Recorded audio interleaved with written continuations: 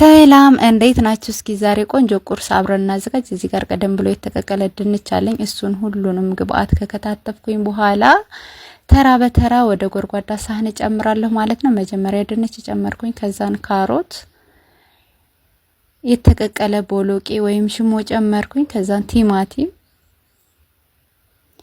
ቃሪያ፣ ሽንኩርት፣ አቮካዶ፣ ነጭ ሽንኩርትና ዝንጅብል በትንሹ፣ ከዛን ቱና ጨመርኩኝ። እዚህ ጋር ቁንዶ በርበሬና ጨው አለኝ። ከዛ ሎሚ በላው ላይ ጨመርኩበትኝ። ከዛን ዘይት ጨመርኩኝና በደንብ አርጌ አዋሃድኩትኝ። በደንብ አርጌ ካዋሃድኩኝ በኋላ በሰላጣው ላይ ጨመርኩኝ ማለት ነው። ከዛ ሰላጣችንን በደንብ አድርገን እናዋህደዋለን። በደንብ ሲዋሃድ በጣም ልዩ ጣዕም ነው የሚሰጠን። ከዛን እንቁላል ነበረ፣ እሱን በላው ላይ ጣል አረኩበት። እንደምታዩት በጣም ነው የሚያምረው፣ በጣም ነው የሚጣፍጠው። ከወደዳችሁት ሰርታችሁ ሞክሩት።